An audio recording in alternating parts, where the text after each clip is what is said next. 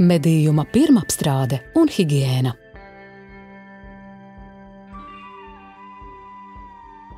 Video redzami skati, kas tev varētu būt nepatīkami. Nomedīts dzīvnieks, iekšējie orgāni, asinis. Medības sevi ietver ne tikai atpūtu dabā, bet arī rūpes par medību saimniecību. Tas nozīmē medību infrastruktūras labiekārtošanu, torņu būvēšanu, medību mājas un medījuma pirmapstrādes vietas, dīrātavas, dzesētavas ierīkošanu, barotavu ieviešanu un uzturēšanu. Tam visam nepieciešams laiks un līdzekļi. Tāpēc daudzi medību kolektīvi daļu nomedītā pārdod uzpircējiem, kas pēc tam medījumu piegādā veikaliem, restorāniem un citiem klientiem. Ja arī tu vēlies tā darīt, ņem vērā, ka medījums, ko vēlies pārdot, ir jānomedī un jāsagatavo atbilstoši sekojošiem principiem. Šie paši principi jāievēro arī tad, ja medījumu izmanto pašpatēriņam. Pareizi nomedīta un pārstrādāta medījuma gaļa ir augstvērtīgs un ekskluzīvs produkts, bet nepareizi apstrādājot vai uzglabājot medījumu, to var neglābjami sabojāt. Pareizs šāviens. Izcilas medību produkcijas sākums ir ētisks, pārdomāts, veiksmīgs šāviens, arī piemērota kalibra izvēle. Lai dzīvnieku nonāvētu pārliecinoši, vislabāk šaut tieši sirdī. Ņem vērā, ka tā saucamais desmitnieks, kurā mērķējam šautuvē, dabā ir šāviens plaušās. Medību apstākļos sirds atrašanās vietu visvienkāršāk ir noteikt šādi. Galvā sadali dzīvnieka ķermeni 3 horizontālās daļās. Mērķē līnijā, kas atrodas starp 1. un 2. trešdaļu no apakšas, tieši pirms jeb aiz priekškājas. Centies nesašaut plecu un lāpstiņu, lai izvairītos no liekiem bojājumiem liemenī. Realizācijai paredzētos dzīvniekus centies nomedīt gaides medībās, jo tajās vienmēr var sagaidīt, kad dzīvnieks nostājies 90 grādu leņķī pret tevi. Ja šausi, kad tas būs sagriezies slīpi, lode varbūt ieies pareizā vietā, bet izejot var cauršaut kuņģa zarna traktu, nenonāvējot dzīvnieku uzreiz un padarot medījumu mazvērtīgāku, radot bakterioloģisku piesārņojumu. Atceries, ja šādi tomēr gadās ar pārdošanai paredzētu medījumu, vēdera dobumu nekad neskalo, bet rūpīgi izslauki ar sausām salvetēm. Dažos medību medijos, arī uzpircēju mājaslapās, atrodamas rekomendācijas veikt šāvienu galvā vai kaklā, lai liemeni bojātu pēc iespējas mazāk. Jā, šāviens galvā starp aci un ausi viennozīmīgi ir letāls. Bet vienmēr izvērtē, vai tavas šaušanas prasmes, šaušanas apstākļi, ieroču un munīcijas precizitāte ļauj to veikt. Atliek nedaudz kļūdīties, un dzīvnieks tiek sakropļots, nevis nonāvēts. Tāpat medību apstākļos savvaļā arī šāviens kaklā vai mugurā ir bezatbildīgs un neētisks. Neliela kļūda, un dzīvniekam tiek savainota rīkle, to nolemjot lēnai un mokošai nāvei. Vai tiek trāpīts pa kaklas kriemeļu mugurējiem izaugumiem, procesus spinosus. Dzīvnieks nokrīt, uz brīdi ir paralizēts, bet pēc tam atgūstas un dodas prom savainots.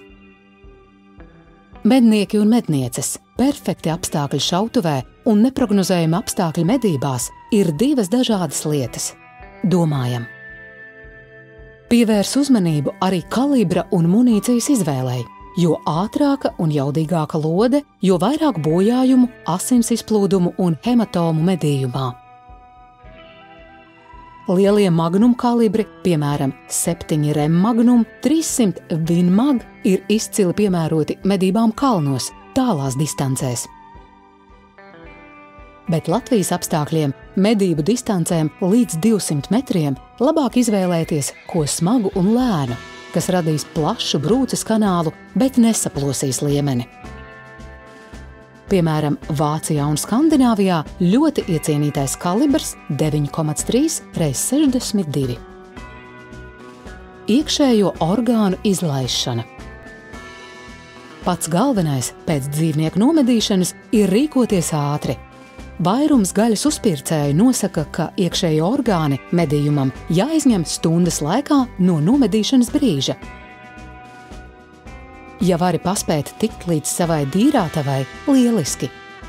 Bet bieži tas nozīmē darbu lauka apstākļos, uz zemes. Lai to paveiktu, nepieciešams ass nazis, dažkārt kaulu zāģis vecākiem dzīvniekiem. Noderēs arī salvetes, kā arī ūdens un vai smidzināms dezinfekcijas līdzeklis roku un instrumentu notīrīšanai. Atceries, ka pārdošanai paredzētajiem dzīvniekiem āda netiek nodīrāta. Tā kalpo kā dabīgs apvalks, lai liemenis neapžūtu. Tāpat rekomendējam sazināties ar uzpircēju, kuram plāno liemeni pārdot, lai noskaidrotu, vai tas vēlas medījumu saņemt ar atvērtu vai neatvērtu krūškurvi un simfīzi. Tas ietekmēs to, kā izņems iekšējos orgānus un izgriezīsi taisno zarnu. Taisno zarnu un anālo atveri var izgriezt divējādi, atverot vai neatverot simfīzi iegurnī. Pirmajā variantā veicam griezumu ap anālo atveri no ārpuses, lai atbrīvotu taisno zarnu. Esi uzmanīgs, centies to nepārgriezt un nesadur urīnpūsli. Veic griezumu, cik dziļi iespējams. Procesu līdz galam pabeigsi no otras vēdera dobuma puses.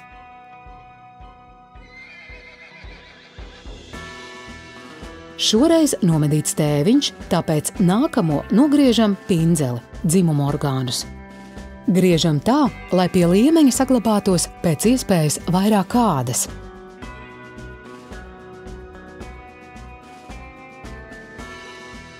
Ādu neatveram arī starp ciskām. Tā ir viduslīnija. Tur, kur āda jau atdīrāta, redzam līniju alba, balto līniju, pa kuru veiksim griezumu, lai atvērtu vēdera dobumu. Atgriežot ādu uz vēdera, esi uzmanīgs, lai neiegrieztu pārāk dziļi un nesadurtu iekšējos orgānus. Griežam līdz krūšu kaula šķēpveida izaugumam. Pēc tam prātīgi atveram vēdera dobumu, palīdzot ar 2 pirkstiem, lai nesagrieztu iekšējos orgānus. Turpinam griezt.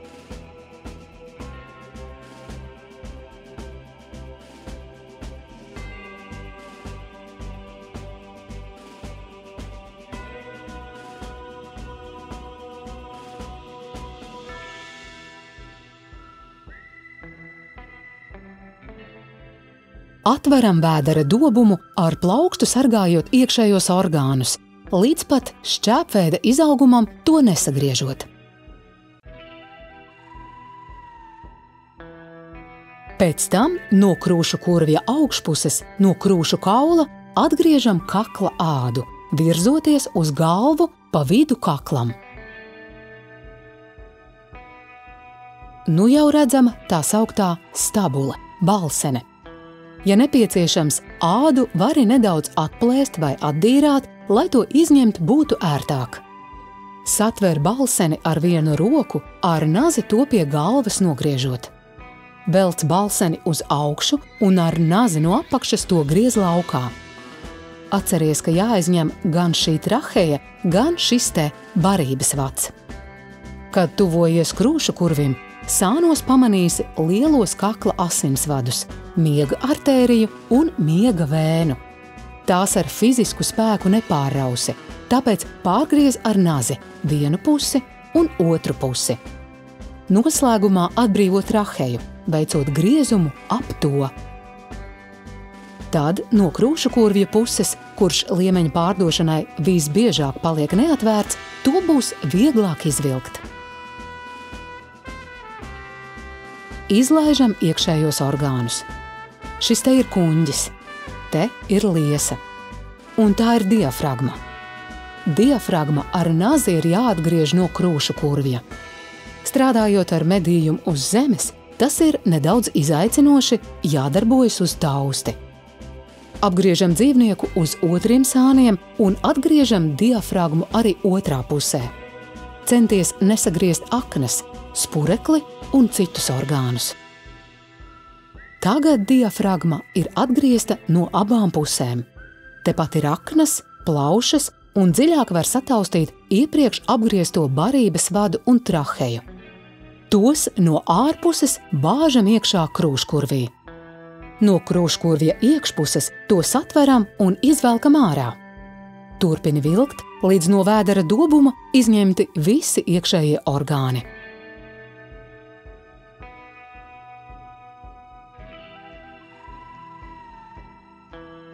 Atlicis tikai prātīgi apgriezt taisno zarnu no vēdera dobuma iekšpuses. Strādā ar nazi un velkot ar roku pabeidz orgānu izņemšanu. Gatavs! Taisno zarnu var izņemt arī atverot simfīzi. Tā atrodas starp kaunuma kauliem. Ja simfīzes centrā ar nazi trāpi precīzi, jaunam dzīvniekam to var pārgriezt bez zāģēšanas. Atgriez muskulatūru pie iegurņa centra. Patausti ar pirkstu. Simfīzes centrā atradīsi tādu kā puniņu. Tas ir kaunuma kaulu savienojums, fibrozais gredzens. Veicam griezumu tajā vai iedzenam tajā kāda biezāka naža galu. Iztēlojies, ka vēl neesam izņēmuši taisno zarnu.